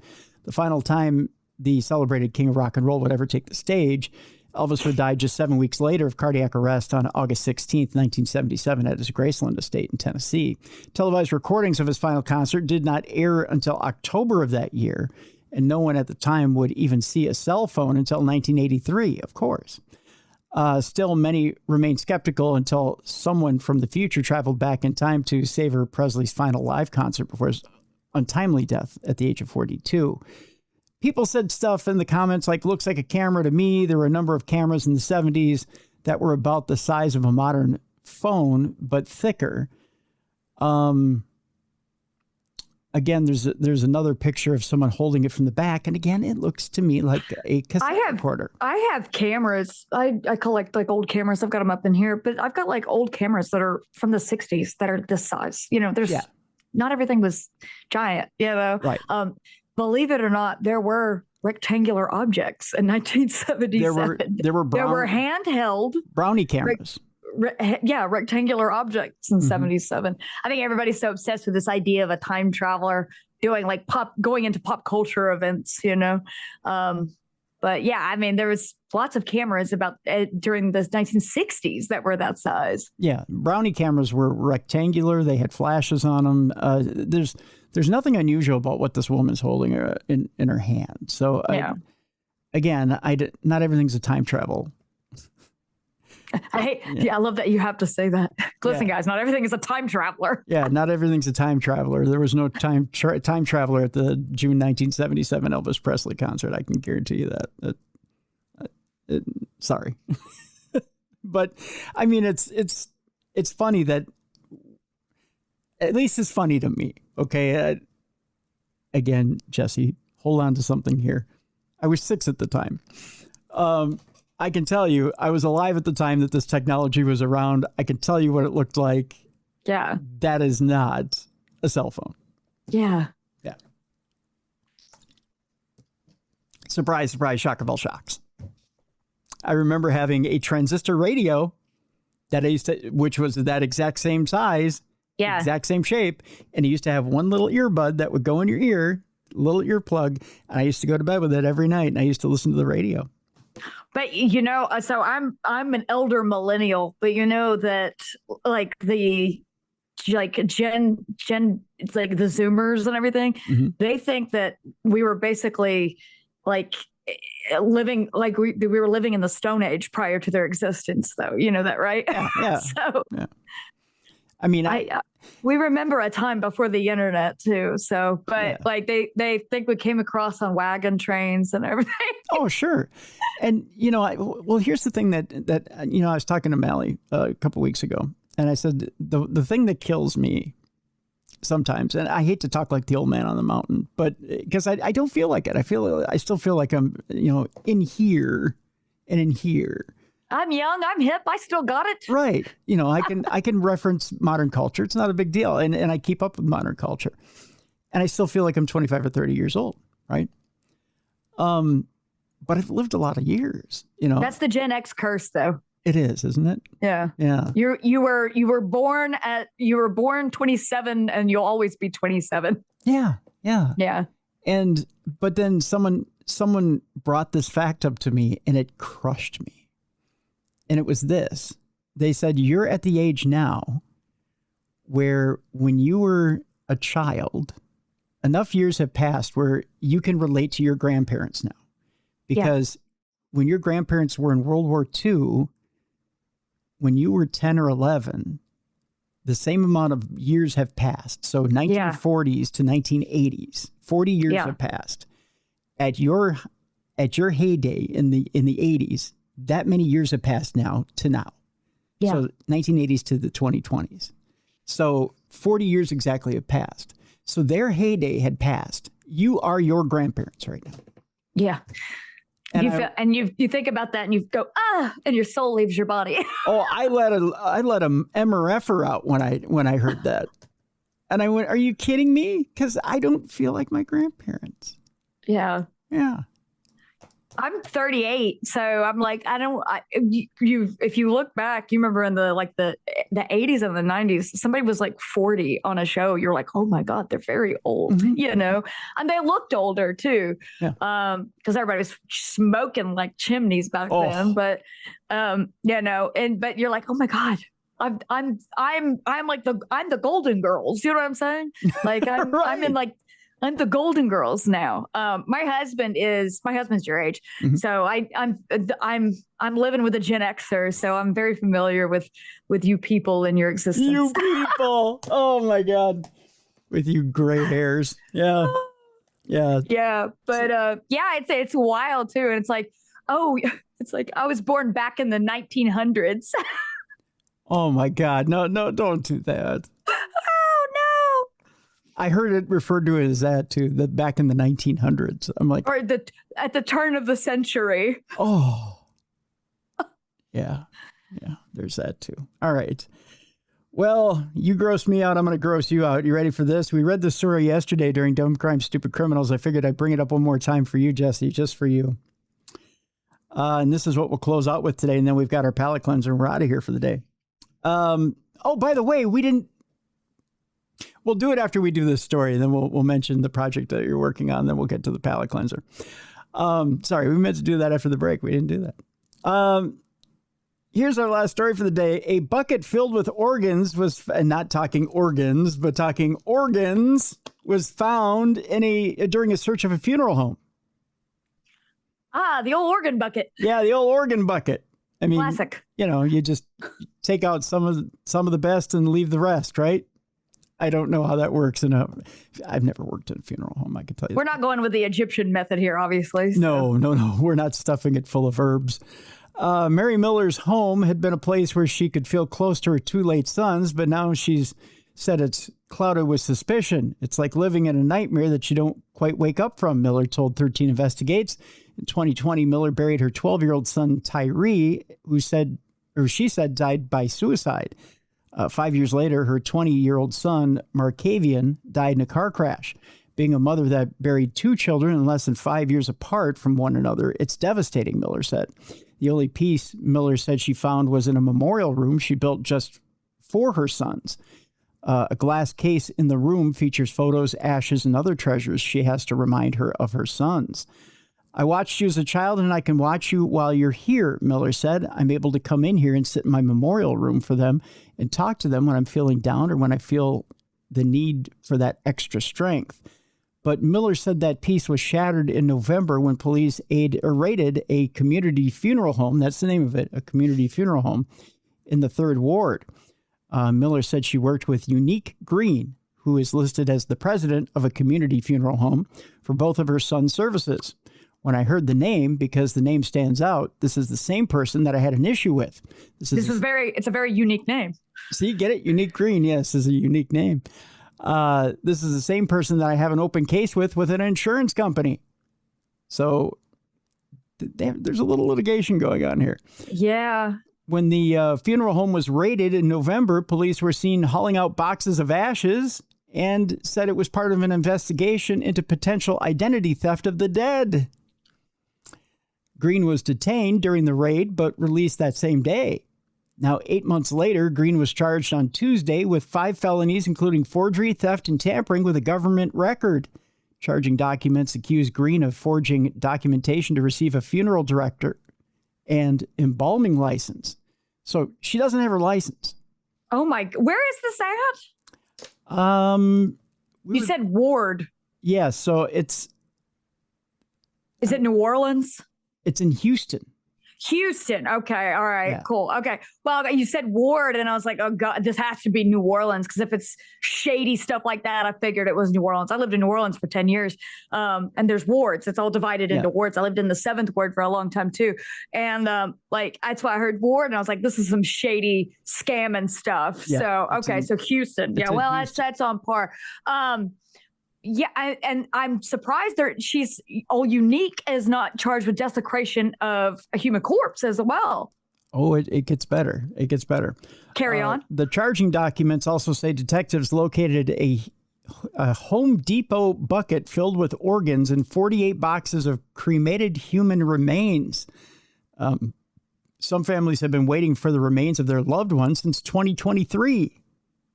She'd been sitting on this for 3 years. None of the charges filed against Green this week are related to Miller's case. Instead, 13 Investigates, which is the news organization in Houston, learned that new charges stem from allegations that Green stole a man's estate and forged or tampered with government documents. This is what she made off with here, Jessi. A search warrant filed in the case says the deceased man's family lives out of town and paid Green to conduct funeral services.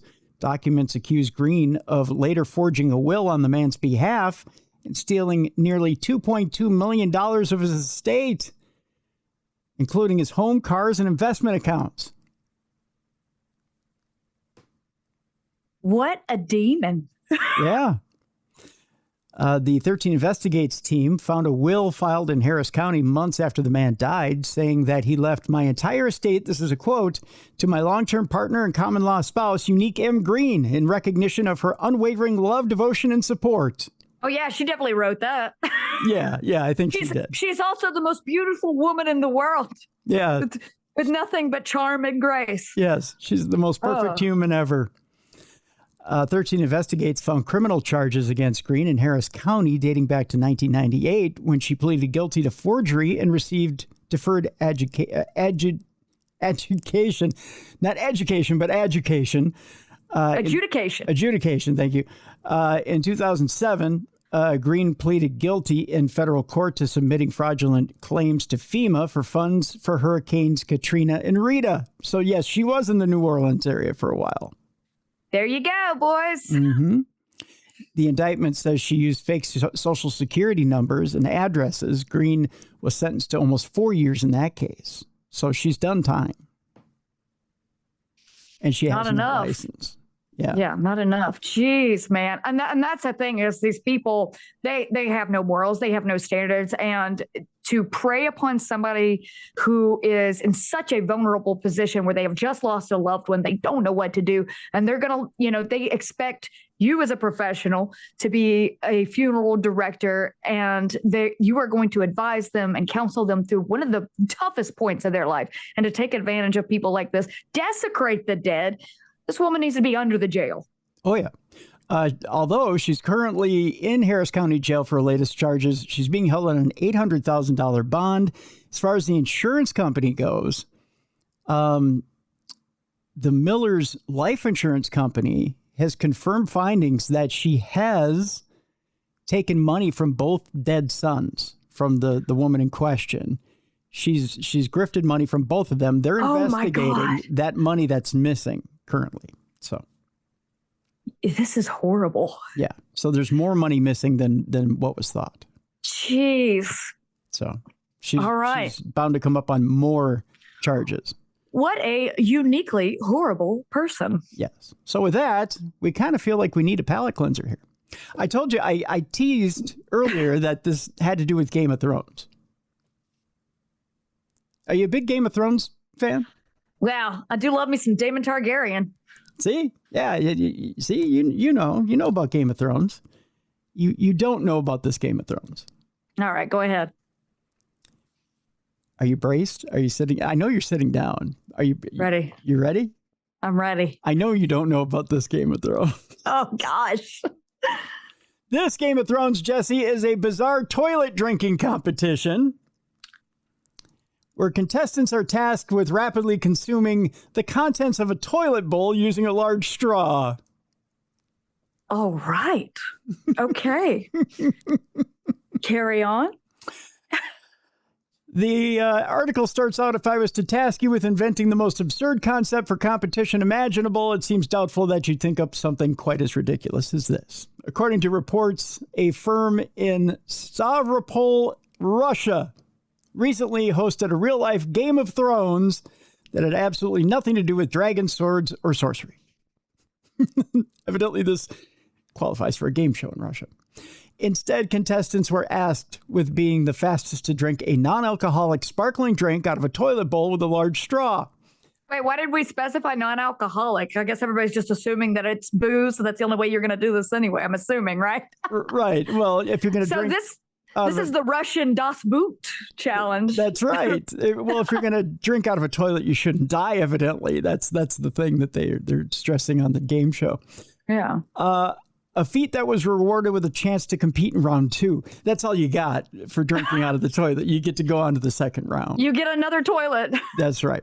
The second round saw the remaining contestants attempt to sit on the toilet for the longest time possible, with the absolute winner securing a prize of 100,000 rubles.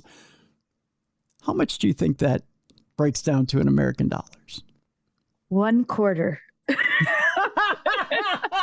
You're close. 100,000 rubles is only $1,276. We got to get these people some sunshine and vitamin D. I'm telling you, this is the sign of a vitamin D deficiency. The winters in Russia are notoriously brutal, and I think the vitamin D deficiency amongst the Russian citizens is starting to really affect them. By the way, the absurd contest went viral on Russian social media while also drawing a great deal of criticism over its bizarre and demeaning nature. There's a video of this that I'll post in the description of this program so you can watch Game of Thrones. Of course, all the while, the Japanese game shows are going, hold my beer on that. That's right. Now, what's the only thing that could be better than Game of Thrones? What's that? A perforated bowel from an eel.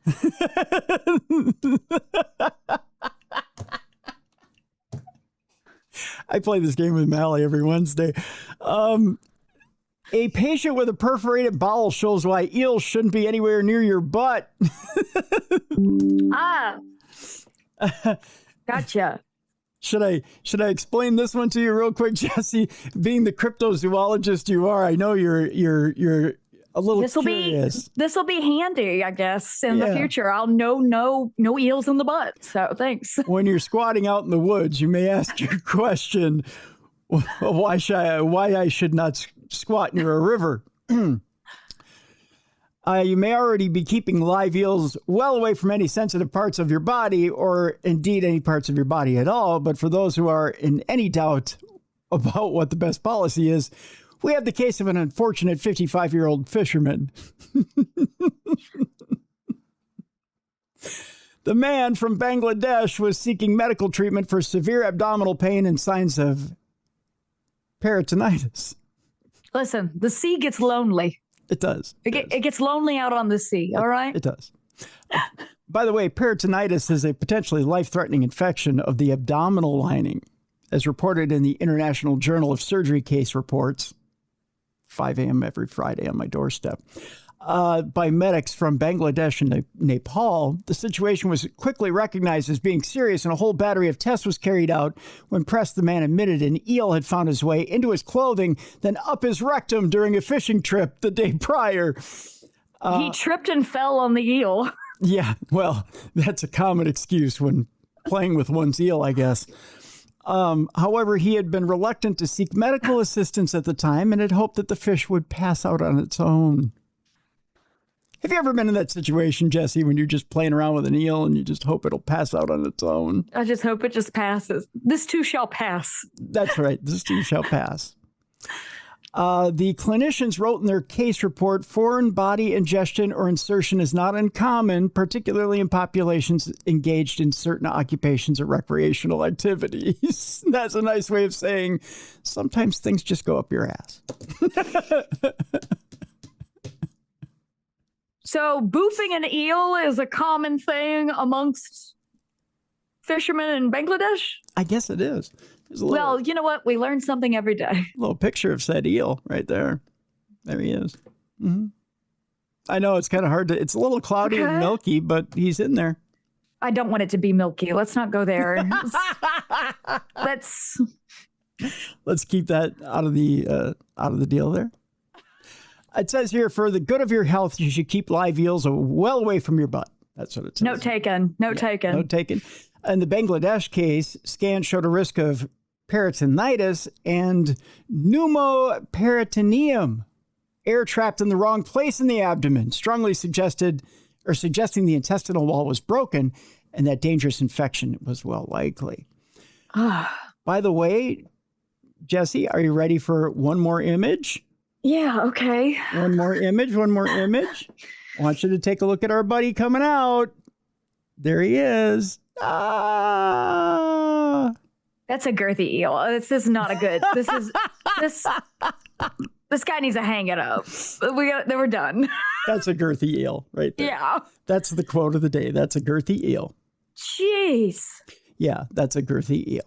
All right. And of course, once a girthy eel does come out of your rectum damn near killed him, you're going to need some toilet paper to wipe up with. Okay. Our final story today is a little more innocent, Jessi, and I assure you there needs to be a gentle landing here. I'm glad I'm going to promote my film after this. Yes, you are. So that's good. Yes, you are. All right. I'm going to give you plenty of time to do that. After this. On the trail of this. Thank you for saying trail. On the tail end of this. On the tail end of this. A man balanced 195 rolls of toilet paper on his head for 30 seconds and set a Guinness World Record. A serial Guinness World Record breaker from Idaho captured a neck-straining title by balancing 195 rolls of toilet paper on his forehead. Yes, David Rush has nothing better to do with his life. Originally, he set the record for most toilet paper rolls balanced on his head at 101 in 2021. So what did he do for an encore? Well, break the record, baby. Well, the record was later taken by someone who pushed the record to 152, leading Rush to make the attempt and take it back in May of 2025. He went to 195 on his head, and for the required 30 seconds. Taking back that title felt great, he said, but there's always another layer to add. Get it? Another layer to add because it's 2-ply. They probably went 1-ply with this. They had to. They cut every corner they could for this. You think? Oh, for sure. It's got to be lighter. With that, I don't want to mention Eel's toilet paper and Blood Mountain, but hey, go ahead and promote what you got going on, kid. All right, guys. They're canceling the rest of my contract. All right. I have just completed my 3rd film of the year for Small Town Monsters, and that is premiering this Sunday, August the 2nd, on Small Town Monsters YouTube channel. It's called Hunt for the Appalachian Bigfoot Valley of the Giants. In it, my husband and I join up with a couple of other investigators, Brooke Moreland of Dark, Florida, and Steve Strange of Surviving the Strange, and we enter into Blood Mountain. And we go out there looking for Bigfoot, and things take a turn of the high strangeness, and we encounter some really interesting stuff. It is not your typical Bigfoot investigation documentary. It takes a weird turn. So I hope you guys can join us for the premiere of that on Sunday on Small Town Monsters YouTube channel. August the 2nd, 2 p.m.,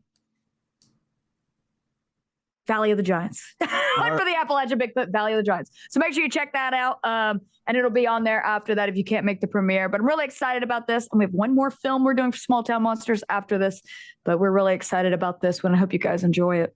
Are you going to come back and talk about it? Yeah, I'll talk about it. I'll come talk about it. Yeah. All right. Yeah. Well, we got to set that up then. We'll set up a time. Actually, maybe we can have you come back and talk about it. You want to come back and talk about it the week after? We might. Yeah. All right. Let's set that up off air. Sounds good. Let's do that. All right. That'll do it for this week, folks. Couple of reminders before we leave you. One, support the show. Go to darknessradioshow.com. Go to the store.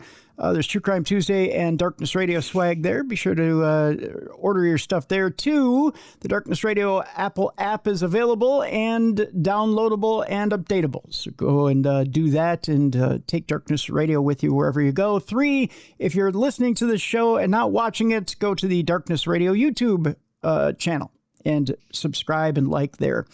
Tomorrow on the big program. Boy, we got a big program in store for you tomorrow. And then I blank. I had a blank too. I blanked out on the title of it because so I originally wanted to call it Blood Bigfoot of Blood Mountain, but then I couldn't have blood in the title.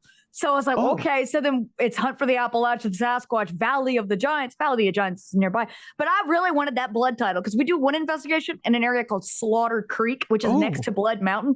And I was so jazzed for it. But they wouldn't allow us to have blood in the title. So I'm just like, really? Wait, what? Yes. I was like, but it's in Blood Mountain, Georgia. But yeah, that's why I had a total blank out there. I was like, what is it? So carry on. So really, you couldn't have blood in the title? Okay. No. Right. Although I was like, well, that's why I went there. It's Blood Mountain, It's a wild place. All right. All right. So tomorrow on the big program, Richard P. Jackson's with us.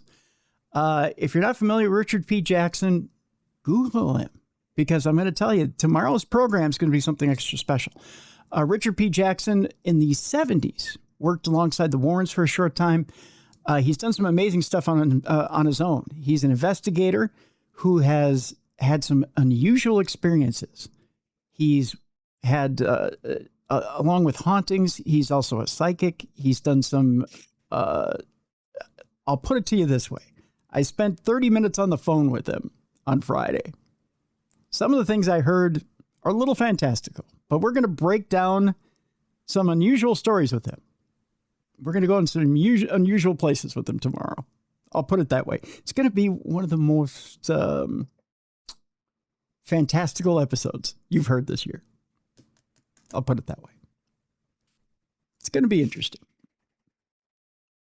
I say that with a smile. Jessi can back me up on this. But we're going to have a fun time tomorrow with Richard P. Jackson. It's going to be a good show. So I hit it off with the guy. I'll tell you that much, Jessi. Hey man, I'm always open to everything. I'm open to everybody's kind of perspective and stories, and I think that that's what makes this field so interesting. It's what makes the paranormal so interesting is you have so many perspectives and ideas, and nobody has anything nailed down. Nobody knows anything for sure when it comes to this. So it's always great to have different perspectives and different experiences and share that with the audience. So I'm looking forward to listening to that show tomorrow. You know, I'll tell you this much. Richard has been, you talk about people who have been in the history of the paranormal and in the history, in the forefront in the history of certain moments in the paranormal. And Richard was right there. So it's, I love pulling people who have the front row seat to history. Exactly. You know? The front row seat to history. Thank you for finishing that eloquently. I got you, my dude. Thank you. So yeah, Richard P. Jackson tomorrow on the big program. So that'll do it for today. Jessi, I want to thank you so much for being here today. Thank you for having me. This is always a blast. I like to goof off with you and hang out and have a good time and hear some crazy stories about eels and butts. That's always what I'm looking forward to. But thank you guys for watching Supernatural News. Make sure you check out my YouTube channel, Hellbent Holler, on YouTube. We are really excited about this release of this film. Again, it is Hunt for the Appalachian Sasquatch Valley of the Giants on Small Town Monsters YouTube channel, Sunday, August 2nd. At 2 p.m. So come to the premiere for that. And thank you, Tim, for having me. If I didn't already have a title for this show, I would have named it the Supernatural News Eels and Butts edition. Yeah. Thanks for the title there, Jess. All right, folks, we'll see you tomorrow. Richard P. Jackson right here on the best in paranormal podcasting. This is Darkness Radio.